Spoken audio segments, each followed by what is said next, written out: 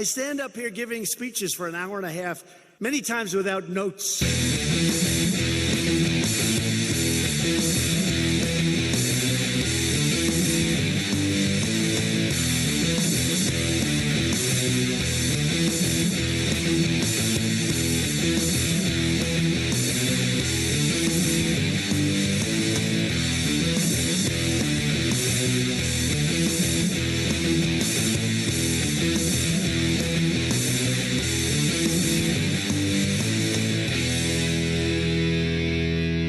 Hello, everybody. Welcome. It's time again. Here we go. Matt Connarton, Unleashed. Happy Monday. We are live from the studios of WMNH 95.3 FM in glorious downtown Manchester, New Hampshire. Also on Comcast 97 if you're in Manchester. Streaming at WMNHradio.org and on the Facebook on the Matt Connarton Unleashed Facebook page. Today is Monday, October 19, 2020.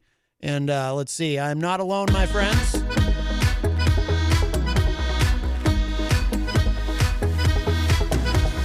Jenny, darling, you're my best friend. Jenny is with us at the news desk. Hello. Hello, hello. And that's not all. No. On the couch from the Hop Knot, we are joined by Kenny. Hello. Hello, welcome. Hi. And of course, your sister Trudy will be here. At some point. At some point, she'll be We'll arriving. be here on Trudy time. Yes. We also have Preacher Mafioso is going to be coming in.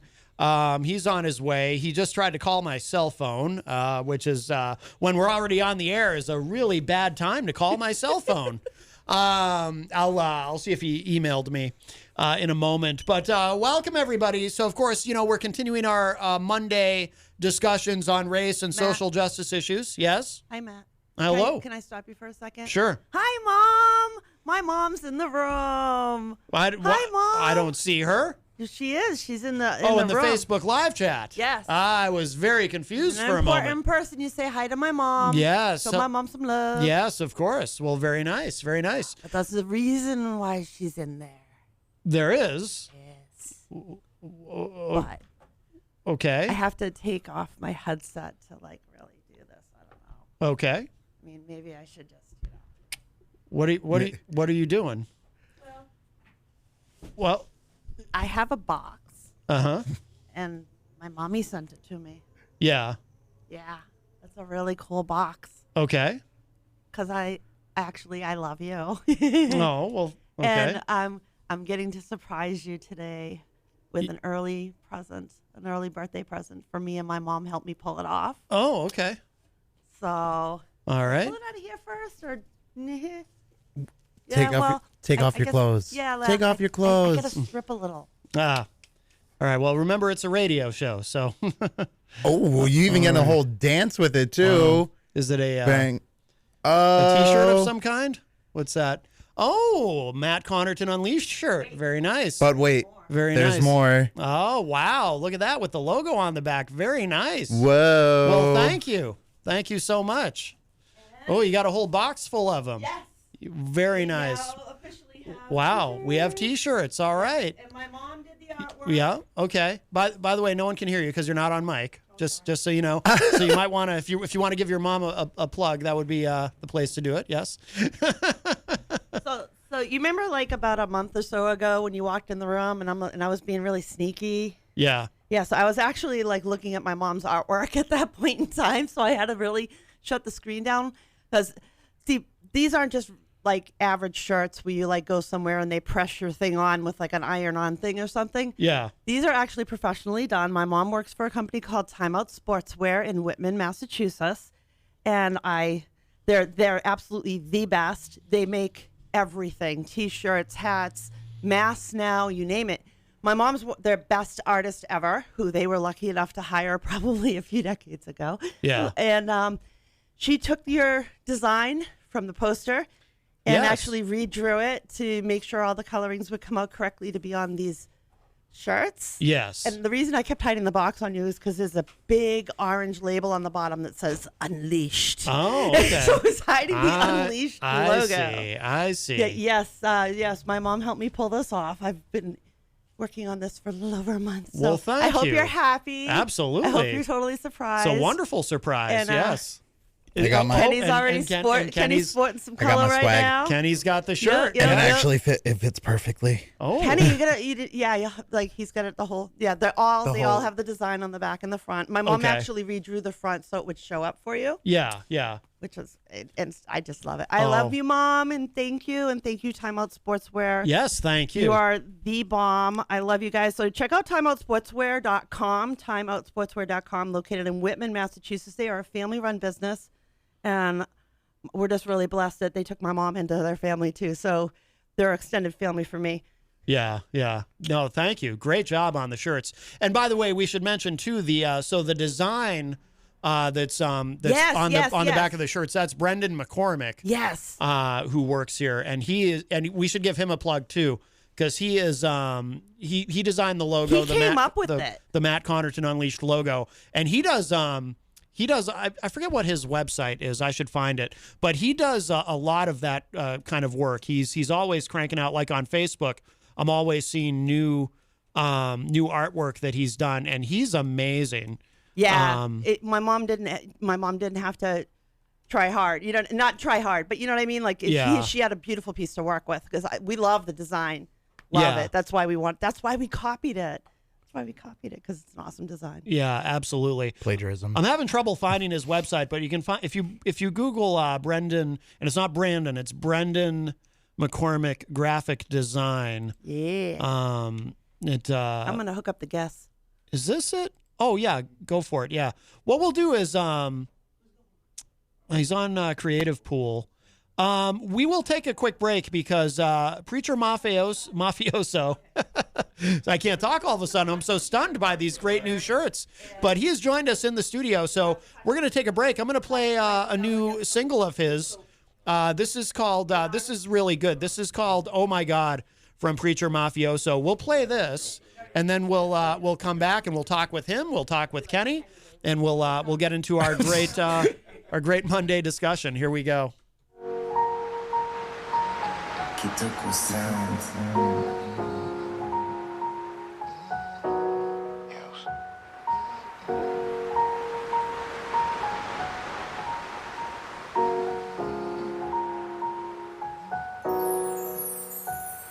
Listen, she done yeah for the months. Thinking about the things she done. And I've had income. Oh my gosh, you give me like, oh yeah, dance for the Lord. For the Lord. Check me, man, the family didn't look in lust. Every other night I cry. Oh my God, could you make it up? You different from the other girl with the phone bus. Got the many men with the one that show love, but there be no company when I put the gun bus. By Jantis along my daddy. Love before I buy, I go ride Ferrari. Shopping spree with the family. Plus many people with no get salary. Oh my God, it's been you all my life. Oh my God, it's been you all my life. Oh my God, it's been you all my life. Oh my God, it's been you all my life. Listen, yes, it's true that I love you. Yes, it's true that I trust you. And it's true that I hurt you. You know that I please no one above you. Yes, it's true that I love you. Yes, it's true that I trust you. It's true that I hurt you. But you know that I please no one above you. You make the race go up.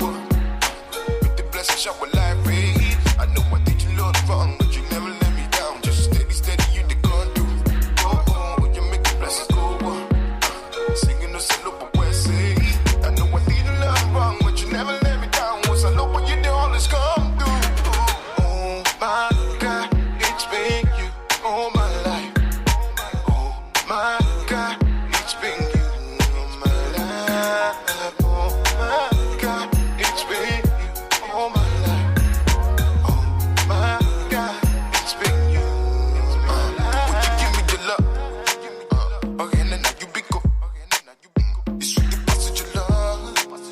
Your love forget to do. Do what you defeated me. You disgrace me. Shipping out your love, I go one for love. I need the shock, I could go, bro. Do what you defeated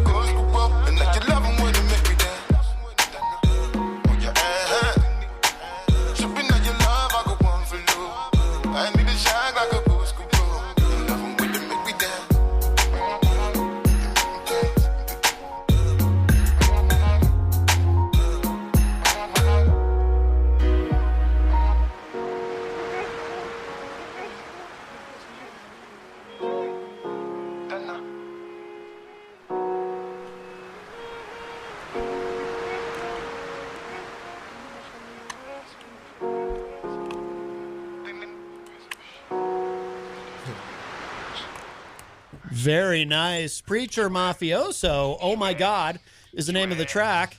And he has joined us in the studio as well. How are you? I'm good, man. Pull that mic right up there. And I'm going to adjust the camera so we get you in the shot cool. for the... Put the microphone in front of your. There we go. There we go. Oh, like so close? Oh. Yeah. All right, Perfect. All right. How are you, my friend? It's good to see you. I know, it's been like forever. Yes. Jesus Christ. And it's good to have you here. And of course, I said to you in the email, Yeah. we've been doing these Monday discussions on race and social justice issues. The Hop Knot, of course, our wonderful sponsor, is a black-owned business. Oh, wow. Nice. Kenny and his sister Trudy, who will be here momentarily. Oh, nice. What's up, bro? But I thought, too, this would be a great day to bring you in to, you have some new music, but also... Yeah. Of course, you're yourself an immigrant from Nigeria. I'm really interested to get your perspective.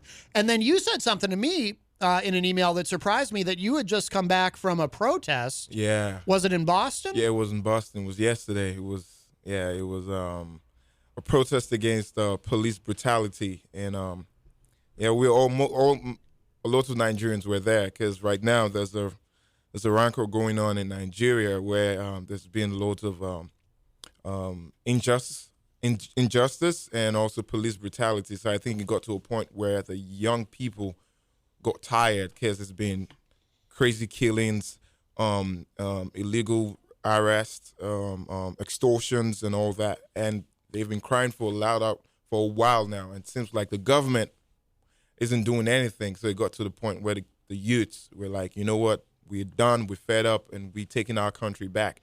So so this process has been going on globally. Yeah. You understand? In London, here in America, all across Europe, and funny enough, most celebrities here in the States as well.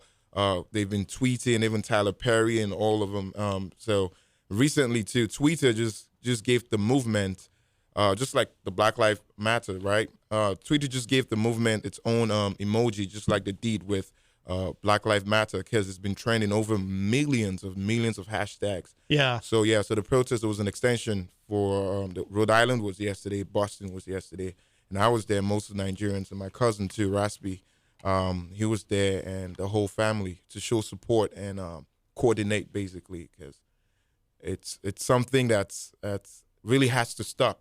Yeah. And it can only stop if we speak out. It's interesting. We us Americans, I mean, we tend to, at least I tend to assume, well, this is not necessarily a problem everywhere. It's a problem in the United States, obviously. But and then that's what surprised me about your email. It's just like, it never occurred to me that this is a problem everywhere, but it is. You know? It is. It's a global injustice is a global issue as far as humans set foot on this planet. Yeah. Go back to the Bible times where you had Cain and Abel, two brothers, one killing the other. Mm-hmm. So it's always been part of the human society.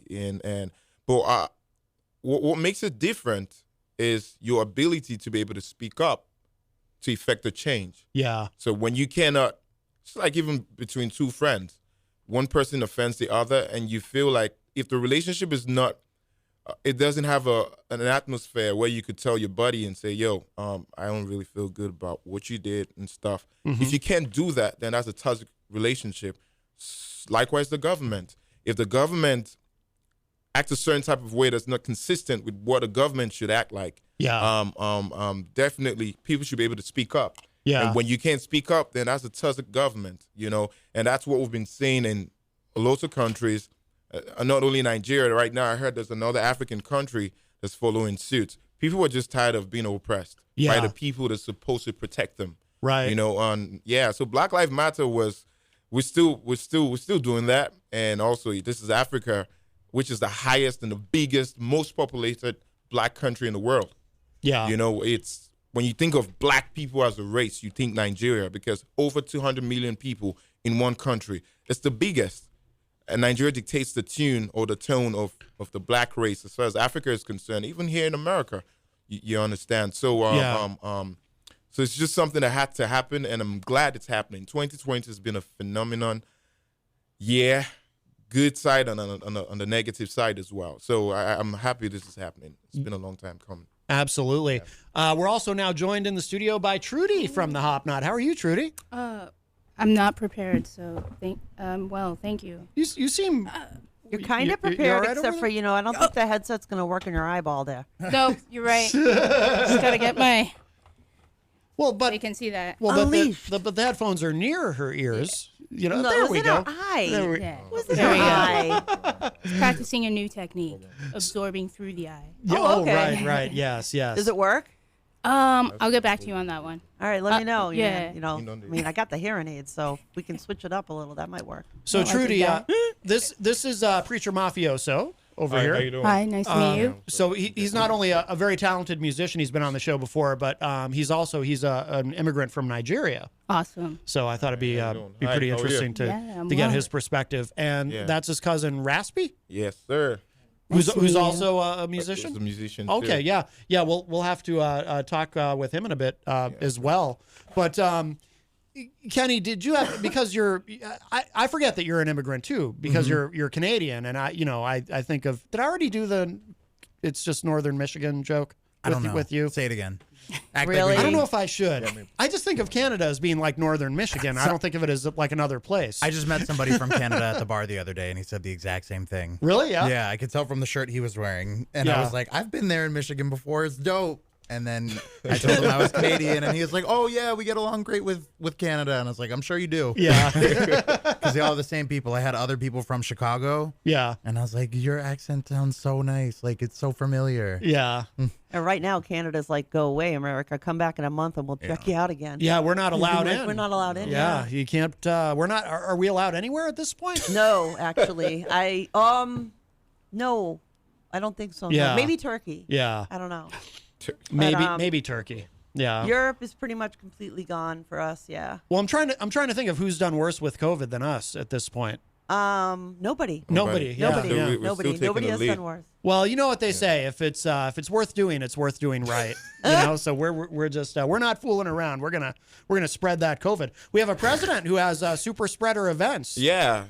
How real is that? That's the only thing you see in movies. Right. Well, it's happening in real life. So that's what's up. Is that your documentarian? Yeah, it's my cousin as well, Noma. Yeah, he. Hi, how you doing? is into movies, and he did filming and directing in University of California, right? Yeah. Oh, very So good. he has some movies like indie movies, and he shoots videos as well. Oh, The okay. song you just played, oh my God, he shot the video. Oh, no kidding. Yeah, Yeah. yeah. And, Oh, that's awesome. Yeah, Yeah, it and was- Raspy, all his videos too.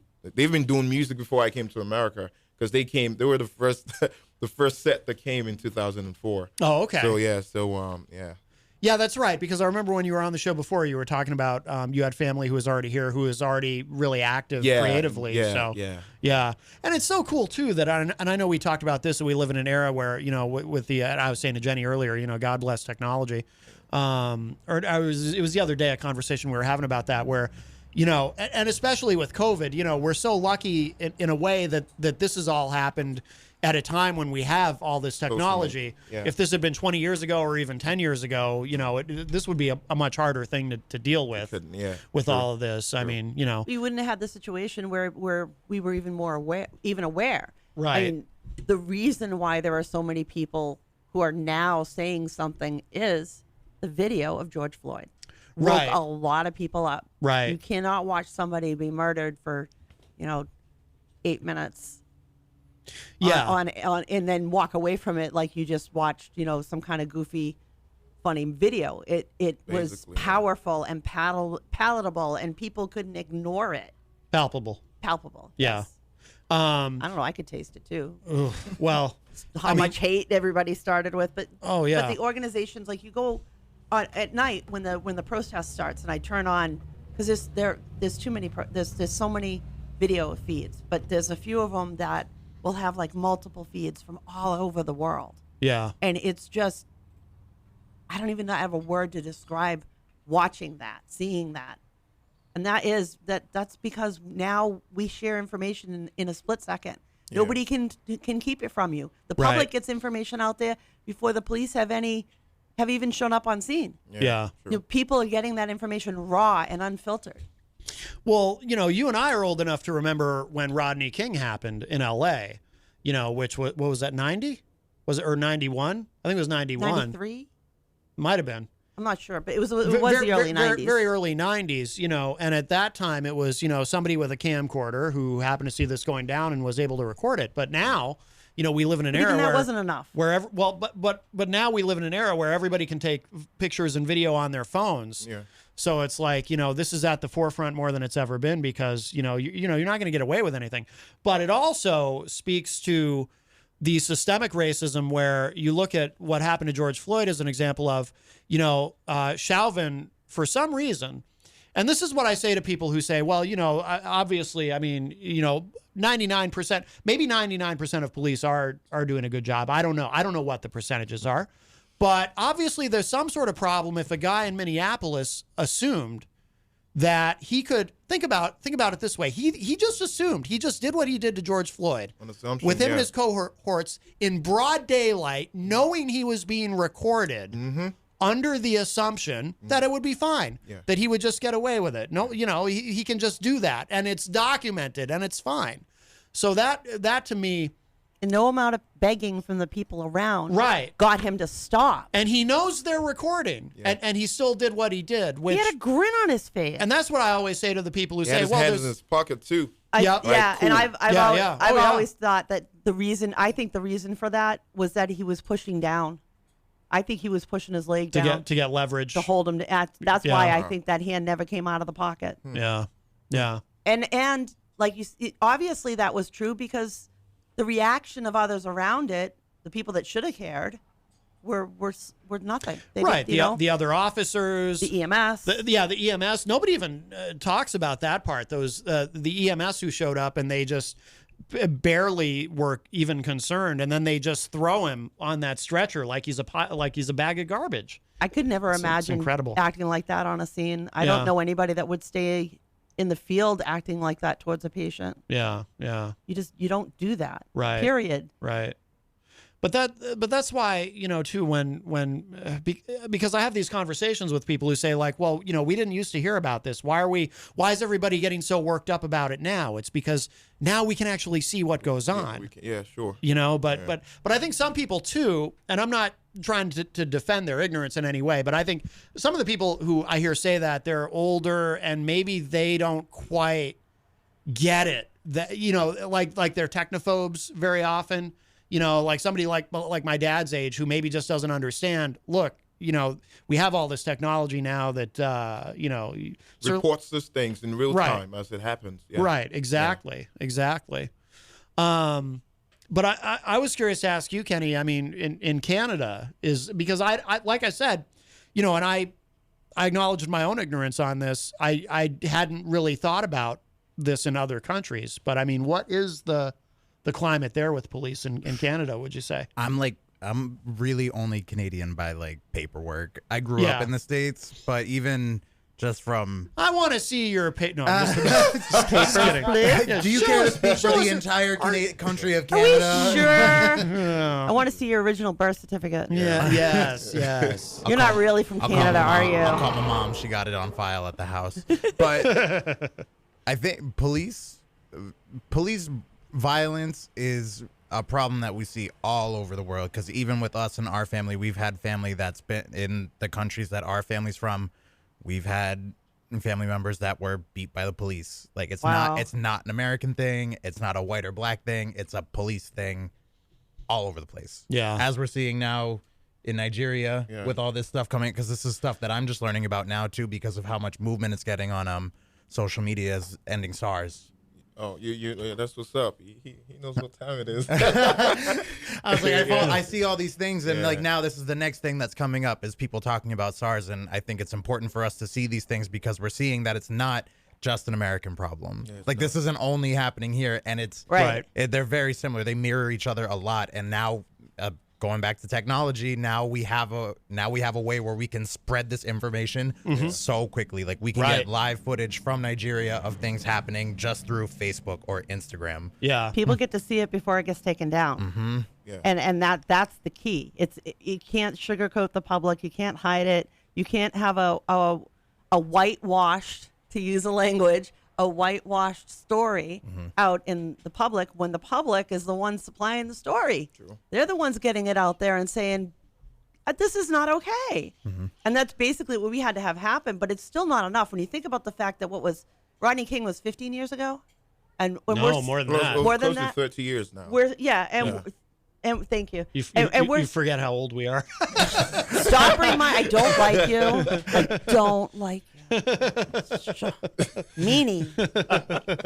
No, I forgot what I was going to say. Sorry. Yeah. Where was I? But the great thing about video, though, maybe this is where you're going. The great thing about video is, it's you can't spin it. I mean, I guess you can if you edit it, but you really can't. Like if you show someone a video of something that's happened, like with George Fox Floyd. News Sports Well, it's crazy though. spins George Floyd. They do that all the time. They took that video and spun it all kinds of directions. They tell I don't you even don't know think what they happened turned it into before a the damn video was talk. taken.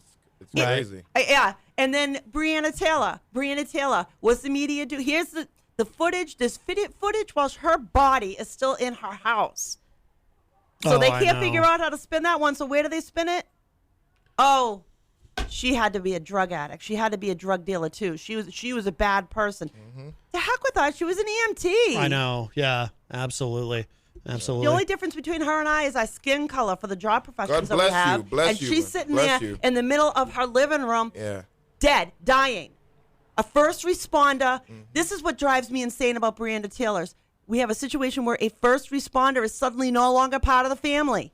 Right. Used to be first responders, police, fire, EMS. Yes, we're a big family of first responders. Not anymore. Apparently not. Apparently being an EMT, you're not a first responder. You should wear and even in a black uniform, that's no guarantee either, because if you are a black man out of uniform, you better be careful. You'll get shot. Even if you are a cop, you'll get shot. You'll be the one that they shoot. You're trying to stop a situation. Because that's happened. We've had black men lose their lives because they tried to stop a bad situation. Right. And they got shot in the process. Like they were the ones that were the aggressor. Yeah. Trudy, you've been quiet. Did you have any, you haven't been here in a while. I know sometimes it takes a while to get back into the groove. Yeah, no, I think a lot of this touches on this conservative movement that is happening globally. And like in Canada, for example, we just visited there, what was that, like 2 years ago? And we had a great conversation. That's funny because within our own family about that. Kenny made it sound like he never goes to Canada anymore. Why were you what happened to on paper? Only on That's why we need to paper. see the certificate, right? And I think Canada, Ratted you at out. least where our family is, we had a great conversation about it. They feel differently. I think it's a generational thing. They're also immigrants to Canada from Hungary. So yeah, I can see their perspective and why they would have their opinions. Yeah. But conservatism is moving around the world.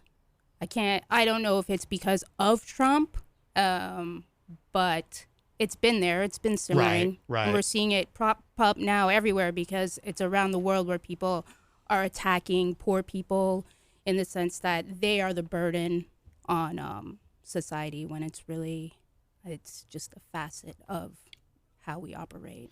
Right. Do you remember when Pope Francis became Pope and he actually had the temerity to come out and say, I think we should actually care about poor people. And and white evangelical Christians everywhere lost their minds. Like, he thinks we should care about poor people? What kind of a man of God is this? And then he backed it up with action and took away all the shinies.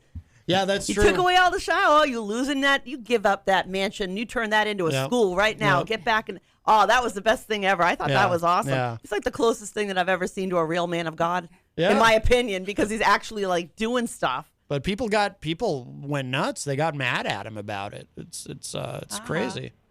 Yeah. Good reason not to be in that Catholic spirit. Easy. But I don't I don't want that discussion I get to to say distract from, this movement of Black Lives Matter. Yeah. And what it's going for, which is ultimately, right, to move our laws into a position where everybody has an opportunity to a fair trial. Yeah. We're presumed innocent until guilty. That should be for all of us. Right. But we Man need to or totally woman. revamp everything. The whole judiciary system is broken. Well, did you watch Horribly. any of the hearings for for what's her name again? Barrett? Amy. Yes. Yeah, some of them. Oh, Amy Coney Barrett. Yeah. Yeah. What caught your little bit. attention? Okay, so she's an originalist, and she was touching upon the fact that there are progressive originalists. What is an originalist? They take the context of that time of the text. Yeah, the original intent of the Constitution. Right, like literally what was George Washington thinking about when he Yeah, contextual. yeah. Which is scary to me. Right. right. Okay. And that they just the language that they continuously used, the Republicans were united in what they were trying to accomplish, and they used their time, I think, very well to push their agenda. And it was just very intriguing to hear her answer when I think it was a senator from Delaware, asked her how she felt and how her family dealt with seeing the George Floyd shooting, because she's adopted 2 children from Haiti. Oh, right. And I respected her answer because she's a parent. I'm a parent. No matter what, we're both raising the next generation of children. So, I'll show her that respect in that regard. Sure. It's a good formulated answer, but if she gets that nomination, that's when we'll really see, what is her integrity as a judge. Yeah. I mean, it's going to happen. She's going to be confirmed. I mean, there's just nothing to stop it. There's no possible way to stop it now. I mean, it might even probably be this week, actually, I think. I mean, they're going to. It's awful. They're going to want to get this done. This is so wrong. It's been really interesting to watch her, though, because for me, because I'm only 26, so this is the first time that I'm really getting to see, a Supreme Court nominee really go through it, because with Kavanaugh it was all sexual assault allegations. That's all true. it was. And it's easy to beat down on somebody when it's something like that, but now for this they actually had to talk policy with her. Right. They had to talk about all of these things, so it's been interesting. And for me, just watching her do her thing, she's been handling it really well. She and has. It kind of makes me think because the same thing happened with Obama right at the end of his second term, and then the Republicans kept holding it off and holding it off and holding it off. That way he couldn't do it, and then Trump got to appoint the nominee instead. And now here I am thinking, well, why don't the Democrats do the same thing to this lady? Just push it off. Because they can't. I know, and now I'm man, this they don't have the votes to do it. But it also makes me think, if I really want this to be a fair process, why would I want that to happen? Yeah. I don't think any Everyone's gonna make president, it right, basically. Exactly. Yeah. no president should be seating 3 Supreme Court justices. That's just too many by one. Yeah. Yeah, it's just that the thing that really gets me about her, that has me worried, is she has a very extreme Christian belief. And I'm not against somebody's religion. However, when your religion says that you're subservient to your husband, that you are their helper and not in charge, well, when you go home at night and talk about your day, if your husband says you're going to do X, not Y, is she going to, is her vote going to be her vote or his? Who's actually going to be making that full decision when it comes to something about women's rights, or when it comes to, now we're having gay marriage go back in front of the Supreme Court again, and now we're seeing, the ACA, the protection for people with pre-existing conditions to go away. What does that mean for people like me? What does that mean exactly? In her belief system is extreme. It's an extreme form of Christianity. And I worry that could filter its way into our Supreme Court. And that just is too concerning for me. If your beliefs tell you that somebody else can tell you how to do everything, that should kind of be, maybe we shouldn't have you judging the world. Because that's our world, judging in the Supreme Court. Yeah, I think a lot of people forget that, what we do here in the U.S., people around the world are watching, like you guys were talking about earlier, right? Your ties with your family back home, the world saw when we had Obama as president. I know in Papua New Guinea, where our mom is from, they were so pumped about that, to see that, because where they are, yes, they do have black leaders. It's a predominantly black country. It's also full of corruption. And but for them to see in the United States of America a black president, that was powerful around the world, not just in the United States. So we do this might be the veteran in me talking, but I believe we do have a responsibility because we are setting the stage for not just American children, but children Globally, around the world. Yeah. Yeah. And, Absolutely. Also, the thing with the George Floyd's case, where it kind of sounds like I have a list or something. That's all right. We got him too. Oh yeah, We all both right. got it. We do? both All got right. it, so we good. Okay, I You guess in company. the corona. Sorry, we're good. It's the processors on the mics. So with the guy, with the officer, right, doing that and maintaining his cool at the same time, to me, what could have prompted that was that's not the first time it's happening. It happened Right. with Eric Gardner, I think, in New York. Yep. Where I can breathe. Guess what? He died. Guess what? The cops went away with it. Like Right. nothing happened. So he felt like, why should I be different? Because Right. guess what? Those were the only scenarios, one of the few scenarios that was recorded. There's a lot of them that weren't recorded. We didn't get to see. Yeah. But the cops, they know about these things because they have a community, right? And it's a norm. That's as he made it as much as a norm as just chilling at the bus stop, waiting for the bus and sipping coffee or latte.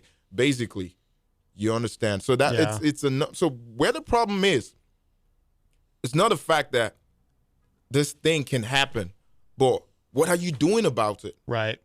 I've been in the States for 7 years. This is not the first protest. Neither would it be the last. So there's the symptom and there's the cause. When you keep treating the symptom and you don't take care of the cause, guess what? It's going to happen again. Right. So we keep taking the symptomatic approach. Next minute, they kill another black man. God forbid, it's not me. It's not him. It's not him. It's not any one of us here. God forbid it doesn't happen. But if it happens, guess what? It's going to be another protest, right? And they send all the National Guards and all whatnot, and they quell it down. People lose their lives, properties, and all that. But that doesn't address the issue. Yeah. Tomorrow, there will still be the same issue. So Right. how about we take care of it from the causative aspect? Now, I love how you said this thing, like, from a global perspective, how America sets the template for the rest of the world. When Obama became president, I wasn't even in the States. But trust me, there were parties, there were carnivals in Nigeria. No Right? kidding. And Wow. yeah, they were, Jesus Christ. I never saw such celebration when even a favorite president in Nigeria wins the presidency. Wow. But we had that in Nigeria. So it reinstated faith in every young black person, Yeah. regardless of where you are. Like, if you can do it, then you can do it.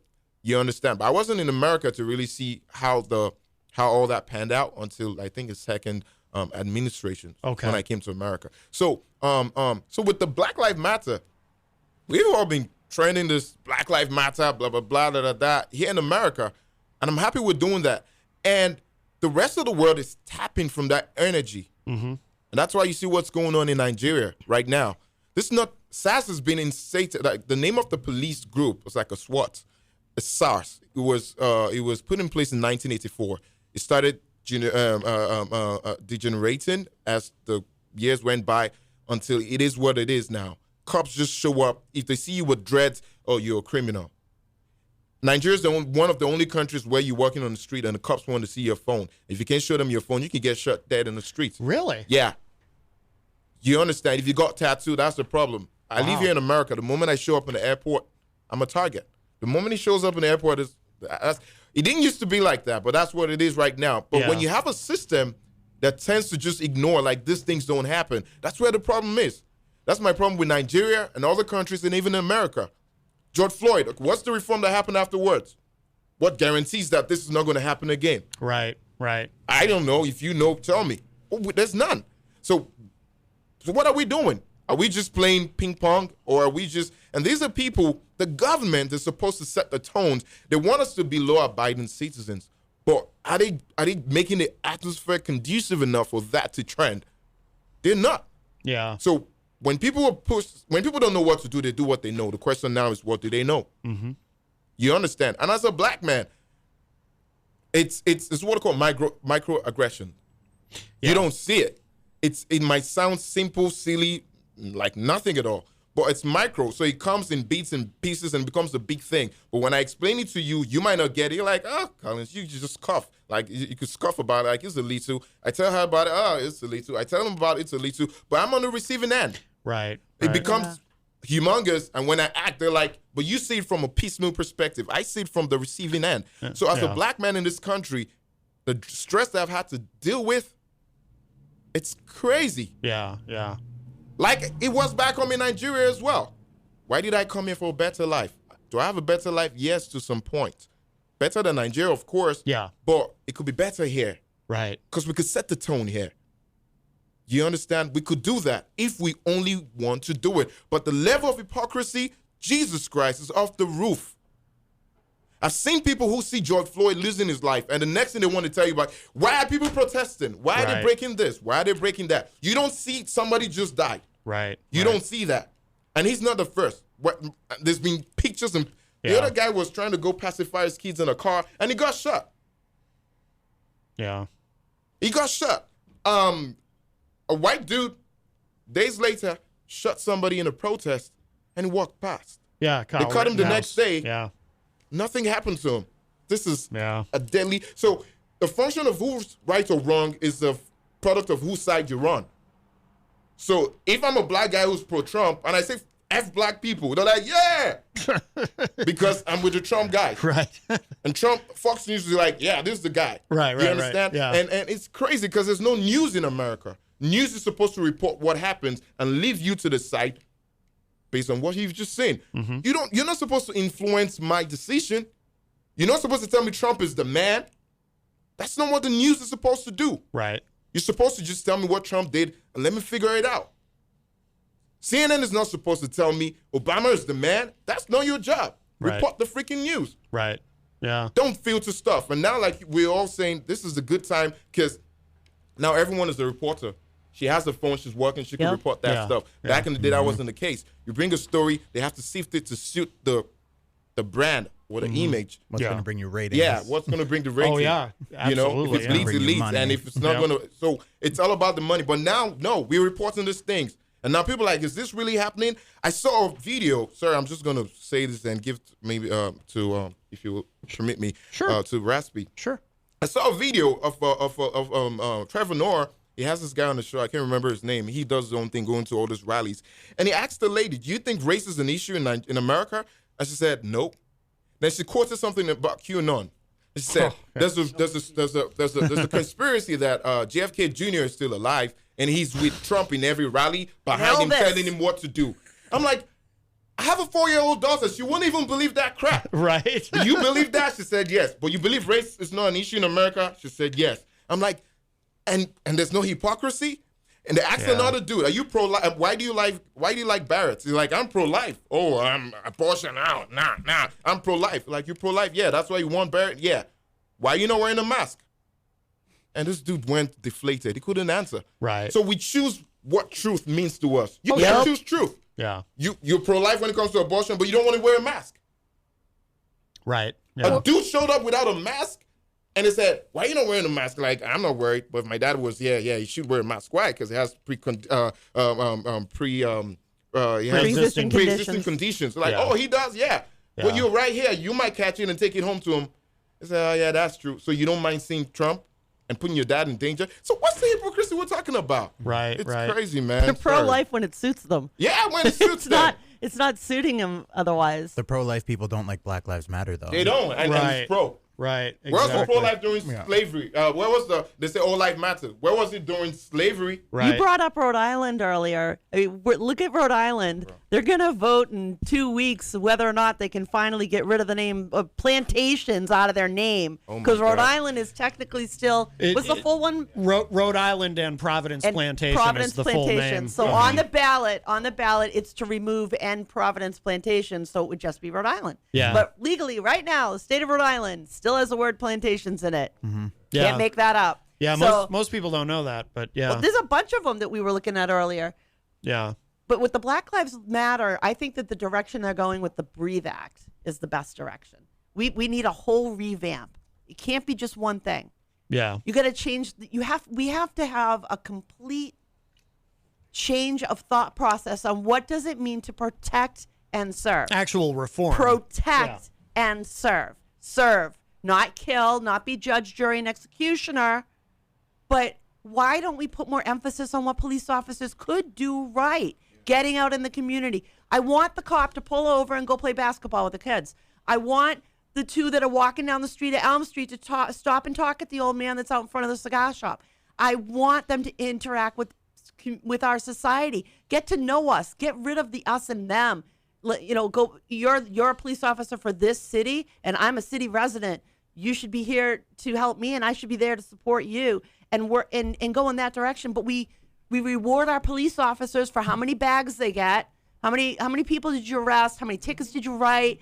Oh, that was a great civil forfeiture there. You just picked up somebody's house. I mean, that's all New Hampshire could talk about.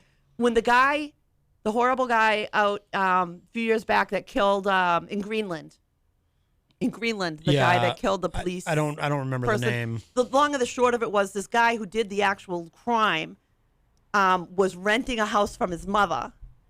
So they tried to actually use civil forfeiture to get the house and the vehicles on the property all away from the mother, even though it was her property. Like, just take it away from her. And because he used his property illicitly, they were trying to take it away from her, take her ownership away. That's all they want is the paycheck. We've trained them to, like, if you want new gear, well, you better arrest a few more people. You better get a few more bank accounts frozen and steal those funds. I mean, we reward the negative in our society instead of the positive in our society. We got to stop throwing people in jail for drugs. Absolutely. If we could just do those two small things, it would be a start. But we have to change our conversation because we can't keep talking about the same stuff every day. It's not working. And we don't have a president doing that's what we need right now is a president who will actually stand up and say, this isn't okay in our society and what can I do to help you fix it? That's why we need Biden, because it's the only way we're going to get that conversation. Trump doesn't care. His job, he just sits out there and says, hey, stand back and stand by, man. Hold that gun, get ready. Yeah. I want you to come shoot everybody, when I tell you to. I can shoot somebody in the middle of New York City and nobody'd care. Yep. But also citizens just staying informed, but also not losing courage to stand up and do what they feel is the right thing. Because I feel like there is good and bad. There might be that in between, that gray zone, but, good is good and bad is bad. I think, as you get older, Yeah, but all of our goods are on both sides of the aisle. The good and the bad is two totally different things. Right. Our goods are somebody else's bad, and our bads are somebody else's good. So we have this whole moment where, like, it really is like a big, like, there's a huge divide in things, and like the more people I talk to about this, like the more I see it. And I always try to come at things from both sides of things. Like, I have friends that are police officers here in the city that I've known for my entire life, and when I see them out, I'm like, oh, like, that's my friend. Like, he's a great guy. And one of my other friends is like, there's no such thing as a good cop. And I was like, well, I've known you for like a year and a half, and I've known this person for like 15. So, like, I know he's a good person. Right. Like, I know that he's one of the good cops. Like, Right. You can't tell me that. Like, I know other people that are also like that. And it's like, it's this one or the other. Like, you either have to you have to be a bootlicker or you hate the cops. Right. There's no in between. It's that binary thinking that everyone tries to apply and like to there's everything. no middle ground. So like I think people from both sides of the aisle, I say this to both sides, like, everybody needs to cool out and like start listening to people and start really hearing what people are saying, because we're not getting anywhere by just shutting the other side completely down. Right. We have a call. We'll grab this. Hi, welcome to Matt Connarton Unleashed. Who's this? Good evening, Mr. Matt. This is the Crazy Joe Show, live over from New York, although we're not doing a show now. Right. Hello, Crazy Joe, all the way from New York City. How are you? Matt, I just want to thank you sincerely for all the wonderful things you've done for me, and if I ever get rich, big, and famous, you're coming with me, so I hope the station doesn't frown upon that. You got to marry him? Oh, my goodness. Was that an invitation to marry him? Are you proposing? It's still legal for now. Wow. You're trying to twist that around there, young lady. Oh, no. Oh, I see. Oh, yeah, my no, goodness. I see. Well, all right. Well, you're welcome, Crazy Joe. I'm glad I've been able to help you in some small way. And I'm sorry for calling in because I think you're having a very heavy discussion there, and I didn't want to interrupt, but I just wanted to wave the hand and tell you how much I appreciate your time, for me. I hope maybe I should call in when you don't have so many guests, right? Well, that would be like last week. We were able to discuss things. Oh, absolutely. Yeah. Give us a call. Give us a call tomorrow, Crazy Joe. I certainly will. Thank you, Matt, and everybody in the studio. I'm waving a hand from New York land. All right, my friend. New York is so nice they named it twice. That's right. All right, Crazy Joe. Thank you for the call. That was so Thank hard you, the New Matt. Yorkers could remember the name. Well, we should let's say hello to our new friend Raspy, who has entered the conversation. How are you? Hey, how you doing, man? Thank you. So, Thank you for having me. Now, you and I have not met before today. No. Who are you? Tell us about yourself. I'm Raspy. I am originally from Nigeria. Now I'm an American citizen. I've been in the States for close to 20 years now. And I just moved to New Hampshire like 2 years ago from Massachusetts. Bought a house, raising a family. Yeah. I'm doing the mature thing. Yeah. But I got to say, thank you guys for even having us. And I so much love where the discussion is going because I think this is a message that needs to be out there, especially with the way the country is right now. Mm-hmm. So I think we need, like he said, we need to start having discussion about where we want to go with this country, because I don't think Americans understand that they set the benchmark of how the world looks or how the world functions. Right. Everybody wants to be an American, whether you like it or not. Everybody wants to go to America. I think people Yes. still want to come No, to America. regardless of how the country is right now or what's going on, like people do still want to be an American, and it's something that it has been because of the way America has been portrayed to the world, and I just think I'm not trying to be political or anything. I'm just trying to talk from we're a very lame, political around here. Yeah. But, You're in the right. I'm just trying to talk from a layman's perspective, so Yeah. other people could understand where I'm coming from. From someone who came from a country that a country that's supposed to be the biggest country in Africa, the giant of Africa. See how politicians have take over the country and destroyed it, and coming to this country and now seeing almost the same thing happening, it's giving me PTSD, Yeah. because this thing's it's a playbook. We've seen it before. Interesting. We have seen it before. That's what I was going to ask you. Actually, was in your where you've been here for so long, Yeah. where you've gotten to see all these changes. Are you seeing earmarks now that you can pinpoint and go, yeah, that was like home. That was like home. Oh yeah. Oh, definitely. See, that's what. See, Oh, definitely. And just to go back to your conversation, you said something earlier about you see a global conservative movement, and I do agree with your idea, but I don't think it's a conservative movement. I think it's more of a populist movement because more people around the world are fed up of their government, and like it's giving opportunities to these bad actors who are popular but are using a kind of diversion whereby they'll be like, oh yeah, the government is bad, the government choose me, I will take care of, I'll right the wrongs, I'll face the government. Trump, that was Trump's playbook, and you see that, and all over the country, all over the world, it's happening like that. Brazil, Italy, like name it, because they saw that it worked. If I come and say, the country, all the experts are corrupt, all the government officials are the bad people, all this is bad, I'm the only one that can fix it. People start believing that because things are not going fine for them. You know what I mean? Like they're not making the same money they used to make 20 years ago, you know. So it's crazy seeing that, and They kind find of like something to rally all the people behind. behind, you know, rally other people behind. Because at the end of the day, if you really look at the Republican Party right now, there's a lot of original Republicans that know that their party is going down because the ideology has changed. Mm-hmm. It's not all about that conservative values anymore. It's now about this man. We follow this man. Whatever he says is what we're gonna do. Oh, yeah. Whatever he says is what we want. Yep. Yeah, he says it, we want it. Mm-hmm. Yep. You know, so it's literally his mind, we want that too. it's literally giving me PTSD because, like I said, we've seen it before. Yeah. I come from a country.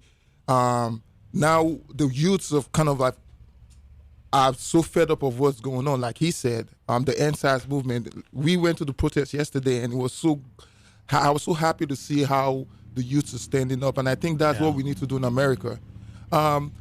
It's crazy, and I know I might probably catch a lot of heat for this, but I think the youths in America are not as sound-minded governmentally the way they should be, because it's like they don't. I know many of my friends, like I told, hey, did you see this legislation, or did you see this bill, or what do you think about this news, or what do you think about that? And like, what? What are you talking about? I don't care about that. The apathy here is incredible. So, You got to remember their parents have about they have the ability to remember something for about 2 weeks before it disappears. Yeah. That's what we usually say. Yeah. So, and that's dangerous. That's so dangerous because it's like, this generation is going to be the next generation that's going to take us to the future. Mm-hmm. And we have so much going on right now that the economy is tanking, not just in America, but globally. Oh, yeah. We're facing a pandemic, and also that is global warming. So are we just going to fight over what we're supposed to come together and understand that this is what we need to do? Or are we going to leave our kids to inherit our mess? Mm-hmm. So I think this is something that we need to really have more like interesting conversations about, and not just dwell with the politicizing of everything. Yeah. Because I think that's what's going on. Like everything is so politicized, and everything is so crazy that the divisiveness that we're seeing right now in this country is crazy. And till we sit down to talk about that, I don't think we're going to go anywhere. So that's something that we need to start thinking about and start talking about, start having intelligent conversations about, because we don't even know what the future holds. Yeah. We're still in a pandemic. 219 people have died. Yeah. I know some people will be like, oh yeah, the it's inflated. But let's sit down and think about this. Even though it's inflated or not, people are dying. Right. That's the number one. If it's one person or two person or three person, the truth of the matter is people are dying. Right. And it could have been prevented. It way could have been prevented. Yeah. But that's a No. You got to give the American public a lollipop and make sure they stay calm. Right. You can't tell them the truth. Right. Yeah. You wear a mask. Yeah. Democrat. If you don't wear a mask, oh yeah. Okay, that's how it is now. Everything's been politicized to the point where face masks have been politicized. You can talk to Fossey on trying to get out there and do damage control wear a mask. Chris Christie, on the other hand, I think he had a come to Jesus moment. That man is all about, you should wear a mask. I should wear a mask. We should all wear a mask. I wish I had worn a mask. Yeah. Like, he's literally because within 24 hours, that guy was in ICU, and he has asthma. So, and he has other ailments there too. So he ended up probably looking at the wrong end of a respirator going, oh, hell no, I don't want that down my throat, because that's where it was going. But isn't he also emblematic of the typical conservative who, once it finally happens to them, it's like, oh, now I get it. But as long as it doesn't affect them. But he had access to the best care in a New York City hospital and all the meds in the world if they were needed. That is not for us. Right. and Matt knows because we talk about it on the show all the time. I pay $600 every month for my infusion therapy. Mm-hmm. Wow. If I don't pay it, I don't get the medicine. I don't get the medicine. Well, too bad, too sad. Let's get you some concrete. Because seriously, that's the way our country works. The president got the Right to Try Act, which is a wonderful. That's one thing the man did that I absolutely think is wonderful is the right to try. But his right to try is to look at somebody else and go, I want X, and they go get him X. Yeah. You or I want that. We got to get lawyers and doctors and nurses and this test and that test. Right, and he's the one preaching. 200 don't be pages later, somebody's going, well, I think you wiggled your toe in that last one, so you can work. You're He's fine." saying, don't be afraid of the virus. Don't be afraid of the virus. But then when he's the one that gets the virus, he has access to military He's not the one that hospitals. exactly. He's got everything he needs to survive it when all of us regular people. Man, Dude I had just a found out I team got a chipped sitting tooth out when I there was with sitting here. every specialty. I just found out right before we went on air that I got a broken tooth, and I'm like, how am I going to get this tooth fixed? I was like, I can't even figure. I don't even know how I'm going to get this tooth fixed right now. And he's out here telling people like, don't be afraid of it, don't be afraid of it, don't be afraid of it. Like all of us have like real access to healthcare. I think also too there's so much misinformation out there. I think that's what's scary, the misinformation, because I think the misinformation is driving the divisiveness in the country. Because your truth But can what be happened completely to the different. intelligence of this world? These are the same people that think the Earth is flat and run by lizards now, with a dome over the top. It's not run by lizards. Oh God, haven't me heard. too.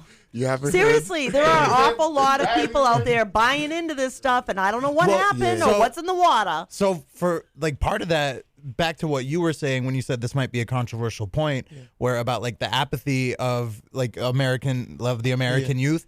I honestly now that I'm seeing. Hold up, let me rewind. Okay, so part of me feels like this comes from the way the schools are run here in the States, because all my life we were taught we had to sing these little songs and things. We had to say the Pledge of Allegiance every day. We had to say all these things. We have these morals of what America is. And now in the last 5-10 years, all of these morals that we were taught in school are being really put to the test. And it's failing. America's failing everything that we were raised to believe. But also, they're controlling what we learned in school. Meme culture, I love it because it's just so blunt and to the point, where they said when we took world history class, we spend 2 weeks on Africa, we spend 2 weeks on Asia, and then the entire rest of the year is World War II. The entire rest of the year is World War II. Yeah. And literally, like, it's the truth. It's the truth. Like, all we learned about Africa is that we learned about the Egyptians, because that's the only part of African culture. Like, that's the only part of African history that we Egypt ever and learned its in neighbors. school was Egypt. Yeah. And most people don't even like associate in like the American way. Like, Egypt is a totally separate thing from Africa. It's because of the pyramids. People like to look at the pyramids. And everybody thinks that they all look like me, but with mascara, and it's like, no, like that's not what Egypt is. When I came to the States, someone asked me, do you because I came originally for school, right? And one day, my first day in class, the professor said, Collins, do you want to introduce yourself? And it was 2 days into the United States, and I stood up, and I did all I had to do, introduce myself, and I sat down. And the girl was like, I have a question. And I looked, and the professor said, yeah, you could, I can't remember her name. She said, he just came from Africa. How come he can speak English? And he just can't speak English. He can speak English too well. I don't believe him. And I was frozen. And I said, I don't. Then the professor was like, they speak English in Africa. Africa, for the most part, is divided into two, the Francophone and the Anglophone. Yeah. So he's from the Anglophone part. He said, oh, okay. And sat down. Somebody asked me too in class, who's the president of Africa? This is the United States of America. Who's the president of Africa? Recently, where I work right now, when there was a shooting in Kenya at the mall, I heard people conversing and said, do they have malls in Africa? I'm like, Jesus Christ. Wow. So from the perspective of what you just said, young people here, it's not about being woke. What's the definition of woke? It's not about saying, oh, the police are this, so we're going to protest. No, informed decisions. Right. Obama became president, and we thought that was it, right? And everybody went back. What about the primaries? What about the House of Rep? What about the senators? Senatorial elections. This thing happens every 2 years. So whenever there's a police brutality, and we go on the street and we protest, the government the president at the time, who were like, "Oh, what's up, Trump? Or what's up, Obama?" They don't really have full leverage over the situation at the time. Those things are dictated at the local level. The police chiefs and all of them at the local level, and you have the power to influence these things from the local level before it gets to, the federal level. But we're not even doing that. Right. I lived in Haverhill for a few years of when I came to America. I didn't even know who the mayor of Haverhill was. Yeah. I don't know who the senator in that atmosphere was. And I could tell you 20 young people who I knew who were Americans who have never voted on those levels. And yet we want, so it's not about agitating for change, but it begins from us by knowing. A few weeks ago, I was in a forum where I was able to meet. Shout out to Joyce Craig, the mayor of Manchester, and Dan Feltz, the Democratic nominee for New Hampshire, and Chris Pappas For governor. Yeah, they were cool as Jesus Christ. Yeah. Not one security detail was in sight. If it wasn't my country, there would have been like 50 police security detail. Yeah, with guns That and happens in bashing other people areas in and all that. America. Yeah. New Hampshire's So a different these guys animal. were there, and it was cool. We were having an actual conversation. Yeah. And talking. Yeah. These are the guys who influence this stuff. And I'm telling my friends, don't just think about Trump and Biden. What about these guys? Your voice needs to be aired in this situation, because that's where the real change are effected. That's a great point. You understand? So let's, as young people, let's not just get woke. Hashtag being woke is not a hashtag. It's a reality. Instead of binging a show, Game of Thrones and all these shows and spend hours, how about you watch factual shows that's going to affect your life? Hey, you can't talk about Game of Thrones. Right I love Game of Thrones. You can watch Game of Thrones, but there are other things that are more important than Game of Thrones. Yeah. You just got a chip in your tooth that you got to go see the doctor, right? Is Daenerys going to come save you? I wish. Okay. So I mean, Pick me up on that dragon.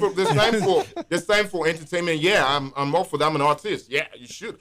Entertainment. Yeah, but the factual things, young people should please, educate, inform ourselves, because that's. But I also think it's happening though. I think there's gonna be a change. I think more people are getting in tune to what the government is supposed to look like, and more people are getting in tune to what their rights are, and like what we're supposed to do. Not just like he said, presidentially. Like we got to start from local, from the grassroots. Right. And But we got to have people who were born and raised here care enough about our politics that you do. You were born and raised in another country, and you just sat here and rattled off all these names of people that are in our government, that are involved in everything that's going on. And I guarantee you, if you walk into high school, probably 75, 80% of them are going to be like, who? You're right. Yeah. Joyce, who? Yeah, but none of these people come from places. Who's Pappas? What's a Pappas? Like that's literally what kids would do. Yeah. But that's something that holds true.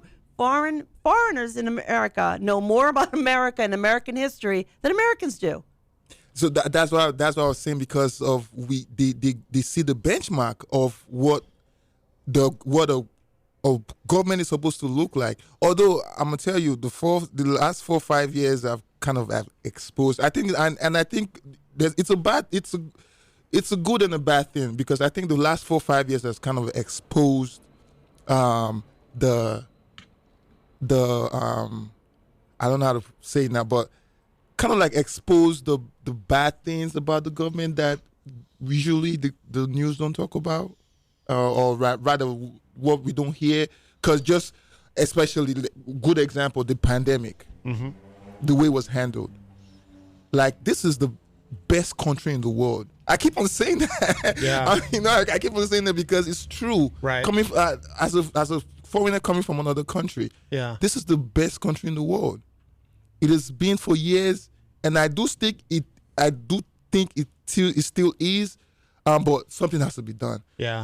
I was watching the documentary earlier today, 2 days ago, about, I think it just came on Hulu. I can't remember the name, but it was about how the pandemic was, and I was ashamed. Literally, I was ashamed, because I watched an interview where the director of the CDC in South Korea was talking about how he was surprised the way American handled the pandemic. Like they're like us. They look forward to America being like this, the template of how everything, the system, everything is supposed to work. The superpower. Yeah, that we the like to superpower think that we like to think that we are. You know, that how everything works. Yeah. And he was like, the way they handled it, like I was shocked. I was ashamed. Like you know what I mean? And it kind of like made me understand, or kind of like put a stamp on what I felt was going on, because I knew, like, you know, this pandemic was handled wrong. You know what I mean? Like, you wear a mask, you don't be, you because you're Republican, you because you're Democrat. How about because you're human first? Right. You know, none of us have seen this in our lifetime. By the way, just I've said this on the show, and I really believe this. Of all the modern industrialized, what we would consider modern industrialized nations, is the United States not the most anti-science country of all the modern industrialized nations? It's bizarre. Now we are. We didn't used to be like. It didn't used I to think be like the Vatican's even better at it than we are. Yeah, we keep getting. Seriously, Vatican City is probably better at it than we. I'm not even kidding anymore. I guarantee you. Yeah. Well, isn't Pope Francis a scientist? Yes, he is. That I forget. Didn't know that. Is he a physicist or something? He's some sort of. So yeah, the Pope believes in science. He was an intellectual before he one of them. Oh yeah.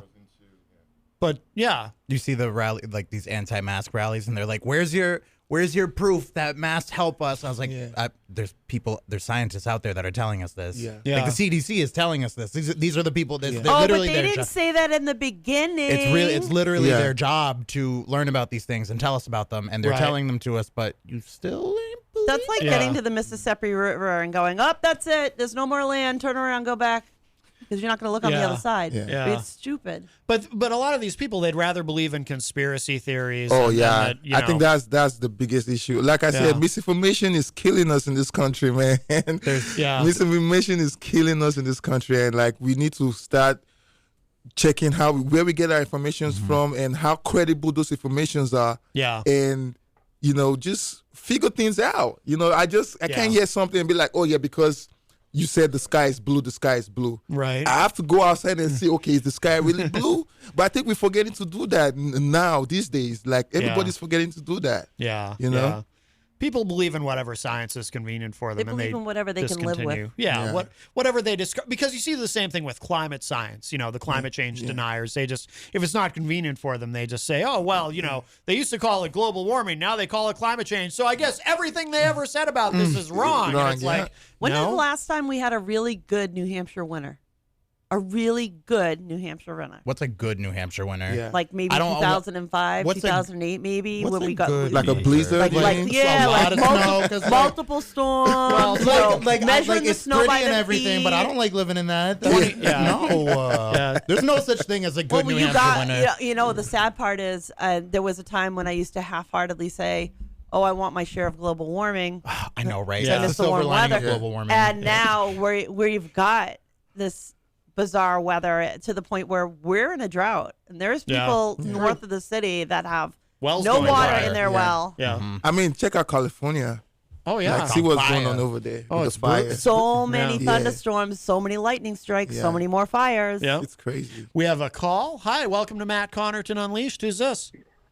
Yo, Denny. Yo, Matt. Tony D. Hey, Tony D from the Tony D Show in Philadelphia. How are you, my friend?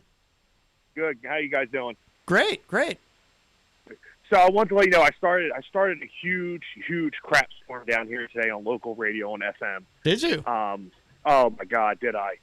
So there is a well, you're up there, so I can say his name, right? I can say it. Yeah, of course. There's a host by the name of Bill Spadia on New Jersey 101.5, which is I guess I'm coming to terms that it's a full-blown Republican news outlet station, because that's just what it seems to be.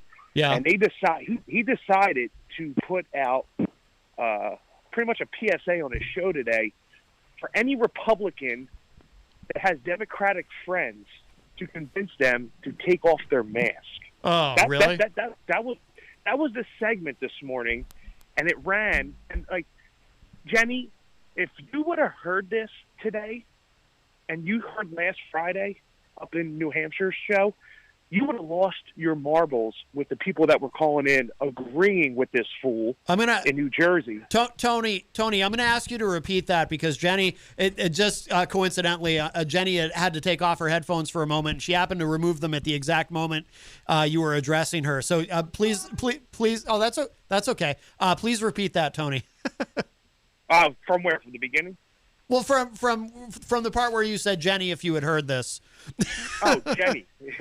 Jenny, if you would have heard this buffoon in New Jersey talking about having the Republicans go to their Democratic friends to have them take off their mask because it's been proven that the mask, this is the same exact thing that we heard on Friday up there. It's been proven that the mask caused more harm than good. And the amount of people that were calling in agreeing with this fool, when today alone in the state of New Jersey, they had 1,400 new cases Oh my God. with a transmission rate of 1.23 right now, and then a positivity rate of 3.92. So that means that Jersey's starting to go through the roof, and it's starting to spike again. And we got this buffoon on the radio, public FM radio, telling people to take off his mask. Yeah. Matt, when I tell you, I'm going to send you this link. I don't know if you're up in the morning, but I want you to hear this. Yeah, I really do, because there's someone from another radio station that has. He says he thinks he's a doctor on the air, and he's all pro. He's all pro about funding the police and not doing like racial equality. Like it's sickening what I'm hearing on the radio down here. So when you hear this, you literally need to dig into this, because he had the only thing that's working for him right now. About 2 months ago, he had President Trump call into his show, and they discussed they discussed his anti-masking thing and how Trump was agreeing with him. And all of a sudden, this station went from pretty decent station that was talk radio that had a little bit of mixture of both of, Democratic, Republican. It kind of went back and forth. Mm-hmm. It went to just straight Republican anti-masking now. And the things that you hear on this, it's sickening. Wow. So I'm going to send you a link to this guy, and I want you to read some of his blogs. Yeah. I just want to give you some good content on a radio show host talking to millions about taking their mask off, and that you look like he calls them jackasses while you're wearing your mask. This is what they're doing now. Really? It doesn't surprise me at all. Oh, go to any ER and say that. Go for it. Do me a favor, Jenny, do me a favor. You got your tablet in front of you. Yeah. Look up Bill Spadea, Spadea. Dude, I have to actually get a screen open first. My head feels like if it could physically spin off my head like The Exorcist, it would.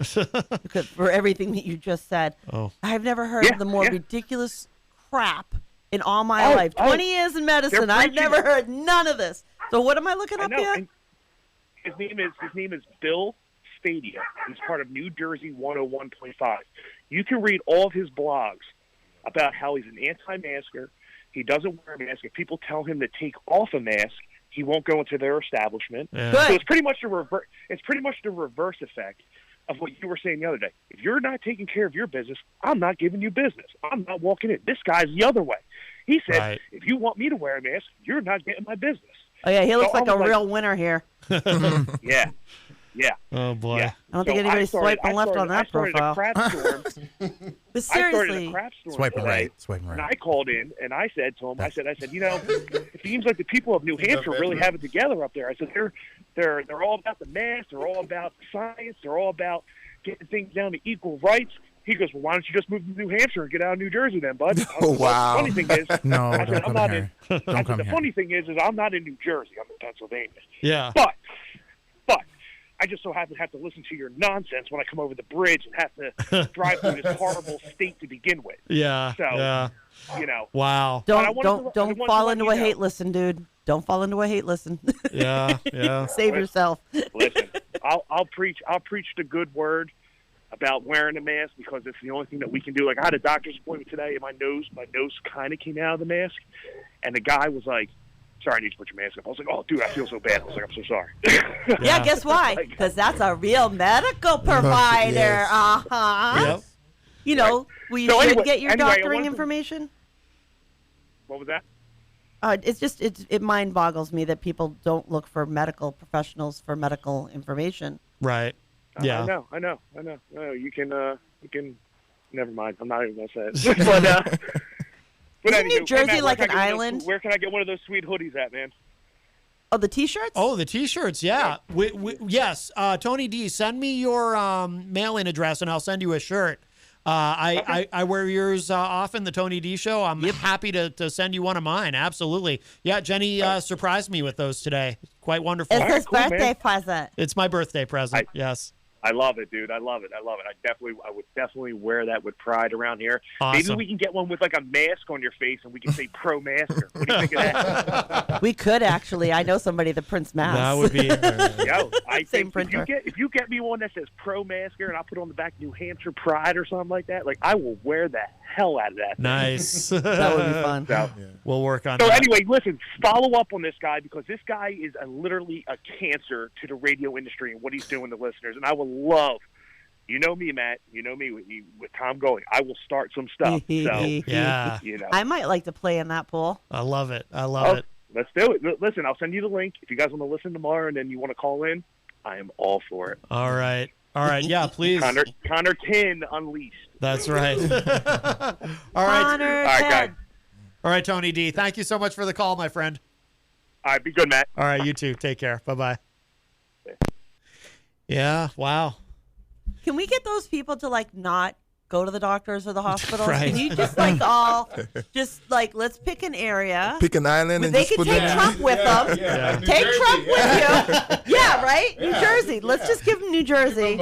Y'all can keep And it. that's what happens 6 You months can be your later, right? non-masking, non-vaxing, whatever. And when y'all die off, we'll just take the land back, repurpose it.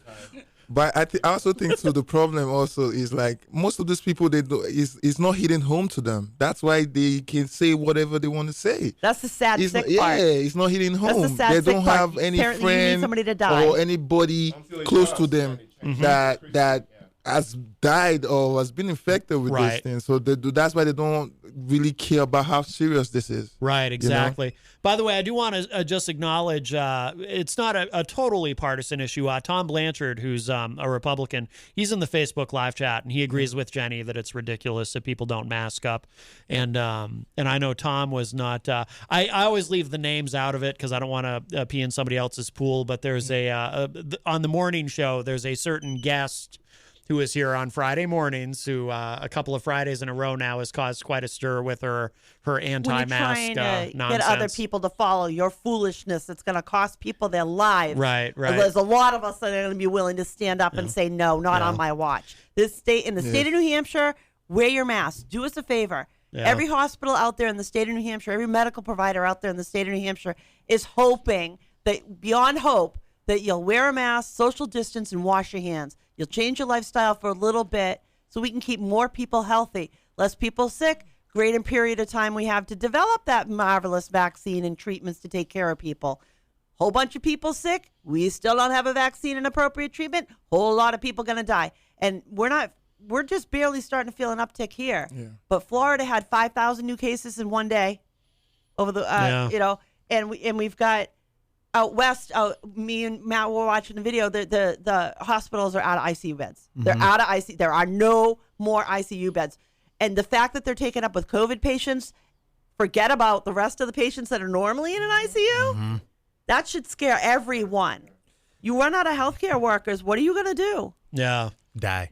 I also think what's dangerous too is if you really look at what's going on all over the world, most of the other superpower countries or other countries that have been able to, put a nationwide mandate on masks or do whatever they have to do to make sure that their rate goes down. Their rate did go down, but now it's ticking up again. Yeah. But we knew that would happen. We knew that was going to happen. Exactly. But my problem now, or what's dangerous, is like we haven't even got to that stage yet. We haven't even got to that stage to even try to like level anything down. And the winter is coming. Yeah. And we've Game of with Thrones. information and everything that's it's true. Winter's coming. It's Winter's scary. coming, right? Yeah, it is. Well played. It was actually a tragic foreshadowing. I'm gonna be off in a hut somewhere. It's hiding like out for the season. It's scary though. Like I talk to people about it every day, especially because like we have the restaurant, like we have the bar, like we're on the front lines of Yeah. this I'd thing. like to know, sir, And where your restroom. it's literally right across the street. Oh yeah. Yeah, you can see it out the window. Oh wow, nice. But like I tell people all the time, like in the restaurant industry, you always have to be thinking a month or two ahead just to be on top of things. But now, like we've had to be thinking really far into the future because when we first got shut down, like we lost so much money, so much money, and that's not just from lost revenue. That's product going to waste. That's still having to pay for electricity and stuff like that. That's everything going to waste. And now, like people keep asking me, they're like, "Oh, what are you gonna do in the winter?" I was like, "I don't know," because we've been blessed that we've had 40 outdoor seats that we've had this entire time. We didn't even have to think about it, but now we're coming back inside. And like it's art. Sometimes it's a hassle to get people to wear their masks and stuff like that. And then once people start drinking, once they're having a good time, it all goes out the door. And you just see it. You see it with people walking down the street. There's other places downtown where people like just don't care. And it's like, what do you think's going to happen? Cases are going to go back up. And I keep telling people, I have to be careful about how much stuff, like the beer I'm ordering, we only have half of our lines open right now. And I keep telling people we're not opening the rest of them because what if we get shut back down again? Right. And people are like, oh. I've had people say to me, you guys aren't going to get shut back down. I said, really? Wow. Really? You somebody that's not even in this, like you have no idea like what this means to us. Right. For us to be shut back down. I'm not playing maybe we will, maybe For we're not. months No, now, I'm being we've- conservative with this. For months now, we've had like just handful of people testing positive, and now over the weekend, it went up over 100 in one day. I get updates on my And phone. 5 dead. I get the daily update about how many new cases at the very beginning of the summer when everybody stayed home. 4 new cases, 5 new cases on a bad day. 9 new cases. Now I look at it, 100 new cases, 78 new cases. It's huge, and it's just, and we're still talking about opening more stuff up. They're still talking about how we can. Did you opening see things. Vermont? Like, why are we still Did you opening see things? Vermont telling people who, if in Vermont they've got a travel advisory against anybody coming from Grafton County, New Hampshire. You cannot go. You have no business crossing from Hanover over.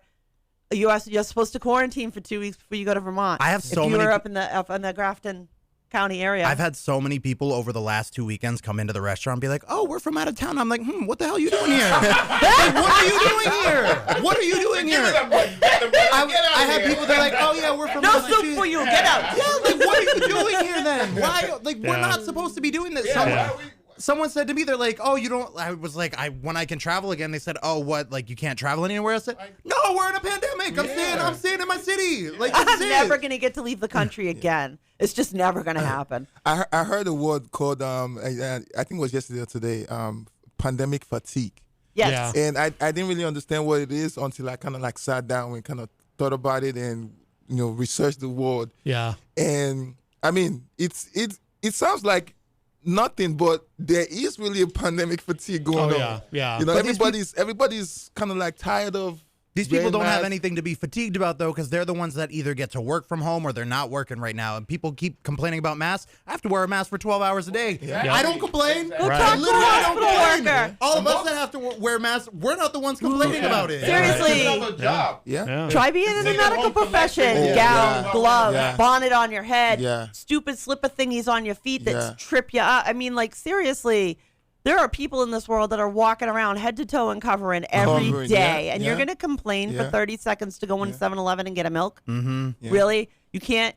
Because the whole thing is... I can't breathe.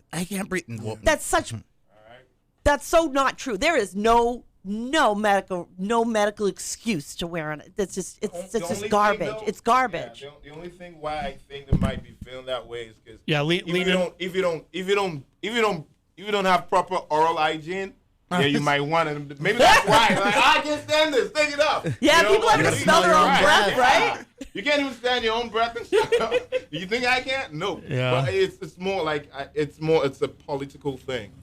If Uncle Yellow or Orange or whatever it is shows up today and say, you know what, this is it, and it's really staunch about it, trust me, these same people who are out protesting masks will be the ones to. Yeah, they'll be the ones it's not about screaming what's at you right to or wrong hurry up anymore. with their Yeah, it's ginger not ale about in right their and wrong hospital anymore. bed. And like you said, some of those dudes don't even have to.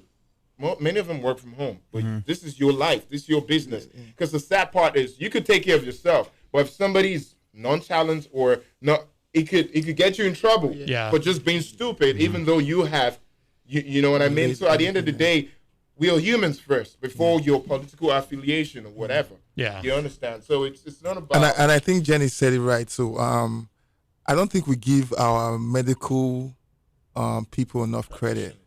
The medical practitioner enough credit. Like I have a friend, shout out to Dafe, who's in New York, who's a respiratory therapist. So at the time when New York was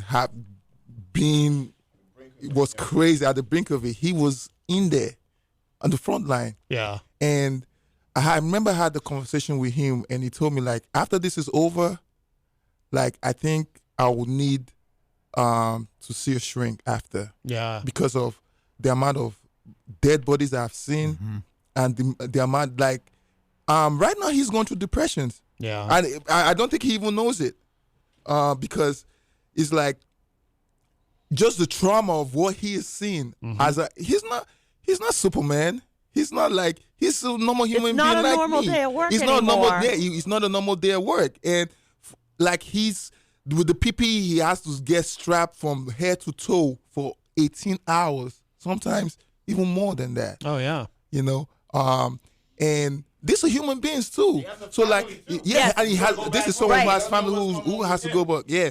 So like, imagine someone like that seeing a conversation or listen to radio and see someone talking about anti-mask. Oh yeah. Get people to start wearing more masks, and you think that is not frustrating to him? Oh yeah. You know, so like, absolutely, man, we need to get smarter than what because if we don't handle this pandemic, our government, there's not gonna be any big economy. There's not gonna be any the economy. There's literally no excuse anymore. Everything is gonna be shut down. Like just like you said, like you're gonna lose money. Other small businesses are gonna lose money. These corporations, at some point, they'll start to lose money. Right. Then everything is gonna go to shit. Well. Now, if people would just... That's okay. We're on a delay. I got it. I'm sorry. That's okay. I just wish people could understand, like, what's going on. Like, you know what? Keep your butt home. If you feel that uncomfortable about a mask, or maybe you're claustrophobic, all right? Maybe there's something there, right? So maybe you are a little uncomfortable with the mask. Then stay home. I would, by the way... I get my groceries delivered. I order and do my groceries on iCart. If I want food, I'll go to like Uber Eats, or I'll call my favorite restaurant and get something that way.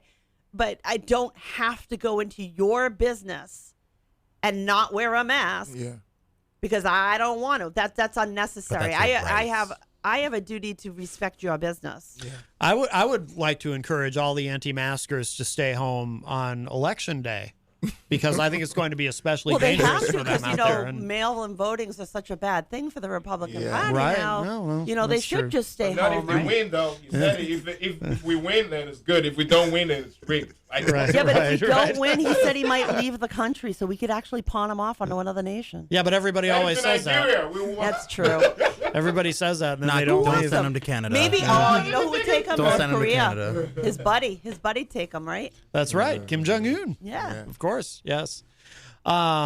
Well, listen, and we blew right through the break. We're actually we're 20 minutes to the end of the show, but it was such a great. This happens a lot on Mondays because we get a really great discussion going. But since we didn't take our break, I would love to give you both an opportunity to talk about the Hop Knot because we're very honored that you have that you sponsor us, sponsor the show and the station, and tell us more, Trudy. Yes, tell us more, Trudy. We make pretzels. And sell craft beer. We also have this really great potato soup with chorizo in it. It's really yummy. Nice.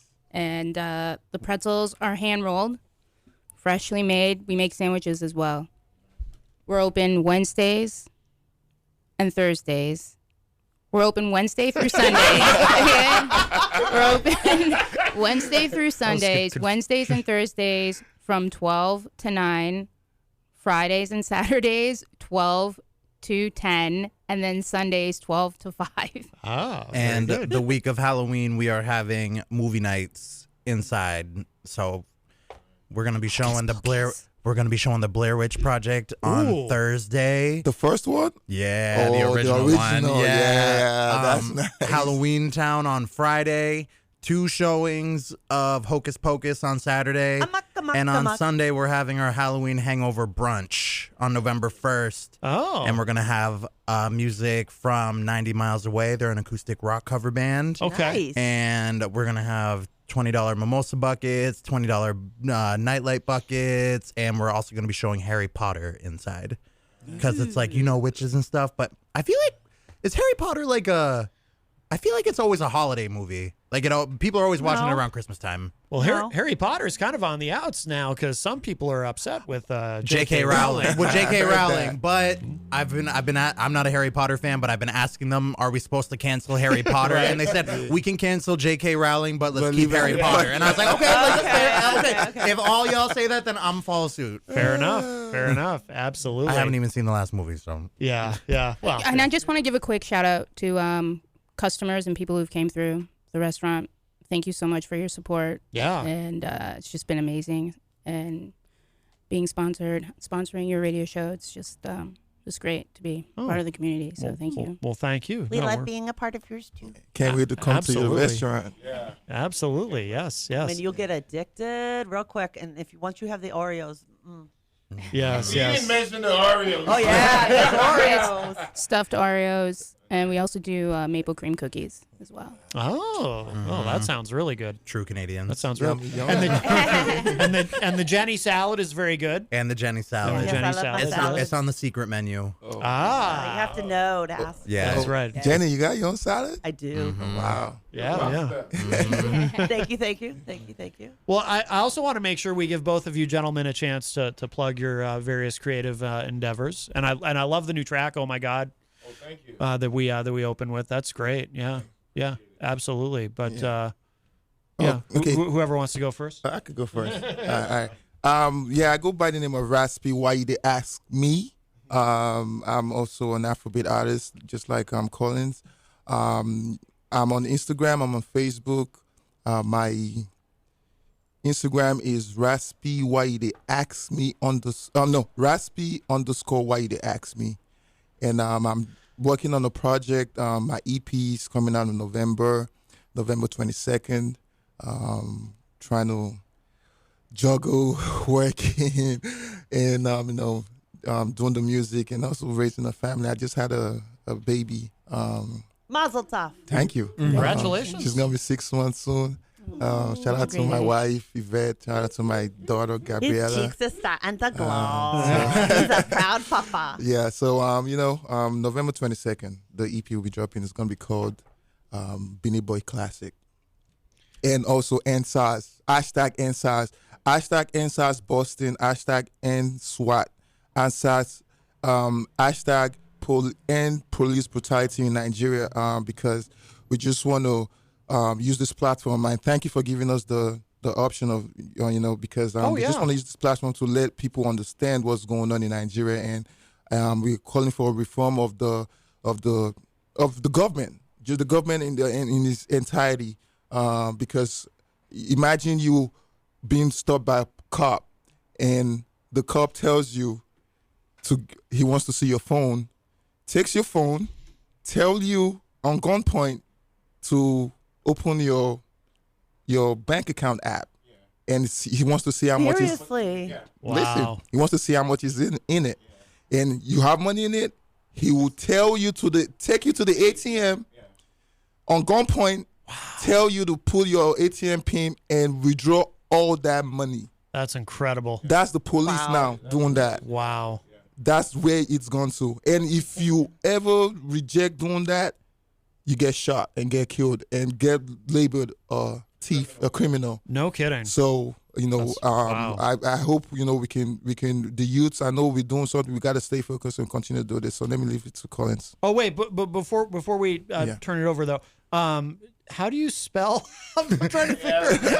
Yeah, it's a little bit tricky. I was just trying to be different from everybody else. So it's Raspy, RASPY _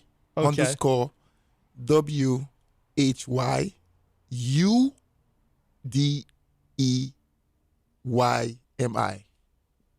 Okay, gotcha. All right. Yeah, I'm looking at it right now, and I'm glad you spelled it too. I would have never got that. Yeah, no, I got to change that because people always have problems trying to get that too.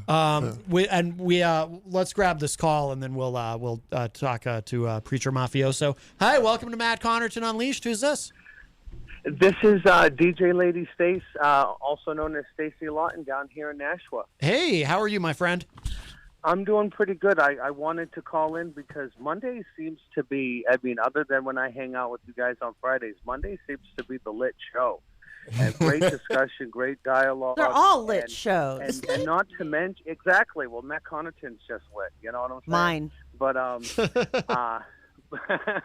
but no, I wanted to thank your guests for coming in and discussing these issues, and wanted to, while you had the Hop Knot crew in the house, wanted to let them know that the Friday night's dinner was amazing.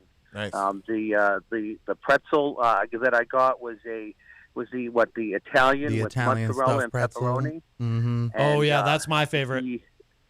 The Jameson and ginger ale was also made perfect.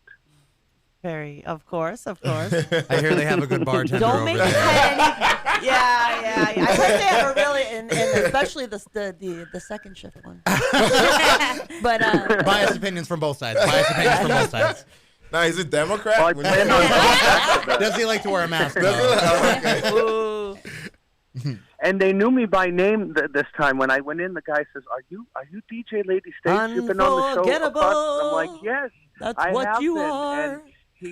So I thought that was pretty cool, and it was the first time in public since I became DJ Lady Stace that people actually called me DJ Lady Stace like that. Oh, So girl, you're gonna get blown I up thought every it was time you pretty walk cool. in there now. Just You're wait. done. You're gonna get hyped. You're gonna get hyped the hell up when you walk in. Popping is gonna go. Well, thank you for having such an awesome show. And Monday today, wow, I'm always glued on Mondays. You guys are amazing, and the topics of discussion are things that need to be talked about. And it actually inspires me for my podcast that I do going live with Stacey Lawton to have similar discussions, because I think these are topics that need to be talked about. Because it takes one voice sometimes to create a movement, and these discussions create the best dialogue, and I wish more people would have them. Oh, well, thank you. Thank you. Yeah. Absolutely. Thank you. All right. Thank you. So I'll let you go and let you finish Danke, up, but big shout out to everybody from the Hop Knop and your other guests there, and to All right, Jenny, thank and you. thank you, Matt, for being a great show host. All right. Well, thank you for all the support, Blow my his friend. head We up and he's appreciate not it. gonna get out Thank the you. door. No problem. All right. All Gonna right. have to roll well. Kenny and Take Matt care. out of Bye-bye. here. Oh my goodness. All right. All right, Preacher Mafioso. What have you got, my friend? You got some new music. Yeah, I do. I have an album now, actually. The album did close to 250,000 in the first streams in the first 1 month. Oh, that's Wow, awesome. that's excellent. Woo. Right Very now good. it's going to 500,000, which is 500,000. I just want to say shout out to all the fans, family, friends. Of course, you, man. You're dope. You're a superhero. You should get a cape. The next. Don't They go should there. come with a big cape. No. Come with a big cape. Now, see, He's I awesome. liked you. I thought you were. You see, I don't like you anymore. I if you go still that like way. you, though. No. I still like you. It doesn't matter if you're Democrat or Republican. I like you. I love the energy whenever I'm here. It's just, it's one of those things where you think you're coming, you'll be very cautious of, oh God. But I love the energy. I love the zest. I love the guests. I love the people. And thank you for this opportunity. And so the album is actually in memoriam of my late twin brother who passed away 5 years ago. Okay. Still Also, it always goes back to the same thing: the government, police, and all that. I remember stating that he passed away playing basketball, had a heart attack. People were scared to come help out because when they do, if anything happens, God forbid, he loses his life, which was what happened eventually. When the cop shows up, they arrest everyone. You got to bill yourself. And they rushed him eventually, like, we got to help him. They took him to the hospital. The cops, the hospital, the doctors wouldn't even accept him except they see a police report. So the young man passed away at 29. I'm so sorry. Yeah, thank you. And eventually people were arrested. Yeah. And we had to call people who know someone who knows someone. We took a judge that we knew personally to get some of the people that were locked up. So that's what we've been saying. So this album for me was like a documentary of my life from back home and here in America. What my experiences have been from a social perspective, the cultural shock. I'm black. I'm Nigerian. I'm proud.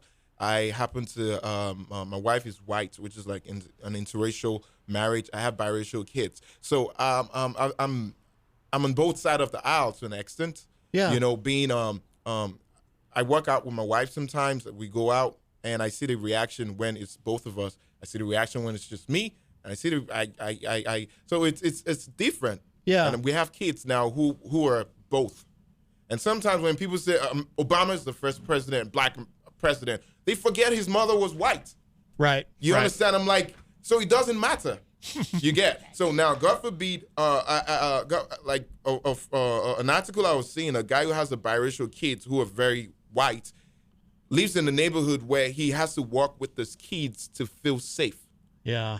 Without the kids in the equation, I don't know. And sometimes it puts me in perspective, So the album was a documentary about my life, my experience being in America, and all whatnot. So thank you for this opportunity, Chris and Yoso. My twin brother's name was Chris. My name is Preacher Mafioso, but Yoso for short. You could look the album up. It's on Amazon and Spotify and Audio Mac and Apple and all whatnot. So it's a Black Anthem, which is the #1 song that's really breaking frontiers. Talks about black people coming together as one, regardless of wherever you're from. Mm-hmm. Come together as one. When most black people see each other, they see a competition. When a white man sees himself and sees another white man, sometimes he sees an extension of himself. Black people, we should stop grilling each other. You see another brother doing good, don't grill him. We all one. Right. But the moment we can see ourselves as one, there's no roots, no fruits. The moment you can see yourself as one, we can. I want to be a black man who can go to South Africa and feel safe. But right now I don't, because at the time, South Africa were killing Nigerians. And during the Mandela era, Nigerians came through for South Africa, spending billions to help end appetite. But at the time now, we're killing each other. It shouldn't be that way. So this issue is a global issue. Mm-hmm. But also, it pains me more when America is not setting the lead, it's not setting the standard, because that's what America should be. And that's what we're known for. So please, let's all be, it doesn't matter if you're Democrat or Republican. We used to be able to talk over these things, but now we can't even. We talk over ourselves. And that's why we haven't gotten anywhere. That's why people are still dying, because we are not being matured. So let's just leave this aside. It's not political. It's life at the end of the day. I could be gone tomorrow for some senseless killing, but it doesn't have to be that way. Yeah. So thank you. And also, sorry, a shout out to Noma. Oh, yes. It's a gentle, but it's a beast when it comes to creativity. No, trust me. He's very gentle, but a beast when it comes. He has his own clothing line. Very soon you should sponsor the show too. All right? Yeah. He has his own clothing line. He does some of the things he does. When you see it, you think it's like a high-end fashion Has it got a line. website? Yeah, he has a website. Shout out to the website. Give it out. Yeah, www.duduberry, DUDU Berry, BERRY, .com. Jesus. .shop? All right, sorry, my bad. So you didn't pay me good, what? so yeah. .shop. Shop, SHOP. shopping. Yeah, duduberry.shop. Got it. Awesome. Man, the accessories are, you're going to hook them up too for free, bro. You're going to hook him up for free. You're going to hook. He said it on me. He said it on me. He has to. I He has make a good point billboard. to prove. Yeah. I make a good billboard. Oh, you do? God bless. Yeah, He I has do. a point of proof. You're going to love it. All right. He actually did this accessory and Yeah. this earring I'm putting on. Yeah. So like, Ooh. yeah, he makes the most phenomenal bowler hats. Bowler hats and Fedora hats. Oh, okay. Yeah, so if you're into Nice. fedora hats, go check out the website. He does a great job in it. So he's also a jack of all trades. So, Yeah, so, he shoots you know, videos, he does documentaries, and Wow. Okay. Yeah. I'm going to check that out. Yeah, we'll get all the Absolutely. links up on Matt Connarton Unleashed. Absolutely. Good, thank you. Absolutely. All right. Well, we are about out of time. I actually have that queued up, Black Anthem. I was going to close with that. Oh, sweet. Yeah. Thank you. Absolutely. Afro beat for you, baby. Absolutely. Yes, sir. Thank you both, all three of you for Yeah, coming today. This has seriously. been Guys, wonderful. Thank you. And of you. course, Kenny and Trudy from the Hop Knot, our wonderful Hey, sponsor. Kenny. Who's And, Kenny? Sorry. Me. You're Kenny. Okay, my name is Kenny too, because where I'm from, tween is the elder one is Taye, the younger one is Kende, which is Kenny. Yeah, so so I'm Kenny as well. So Oh, cool. yeah, That's fate. yeah, it's Be nice. damned. All right. Very, very good. Jenny, thank you. I had my own announcement. Oh, you have an announcement. I do. I got. Oh, geez, really? We didn't even talk about that. Really? Yes, Really? You go gonna ahead. do that? Go ahead. Right. I am now a published author in The Mighty on themighty.com. First of 3 articles that they've accepted has been published about my dad. It's called The Impact of Him Saying Yes to Being My Dad, as my dad chose to be my dad. So it's very special and near and dear to my heart. And I'm super excited to be a contributing writer there now. Yeah, Check out congratulations. The Mighty. Congratulations. Thank you. Absolutely. And thank you again for the wonderful shirts. You're very welcome. Absolutely. My mommy yes. does So help me with that. wonderful birthday present. So thank you so much. And if you missed any part of today's show, it will be up in just a little bit at WMNHradio.org. And well, that's it for us for now. I'll talk at you all tomorrow. Again, thank you. I love Mondays. It's my favorite day of the week. So thank you all so much, and everybody in the Facebook live chat and the callers and everything. This has been great. And we will leave you with this. This is brand new from Preacher Mafioso. This is or newish. This is Black Anthem. Check this out. I listened to it last night and I love it. And I'll talk at y'all tomorrow. Bye, everybody. Bye-bye.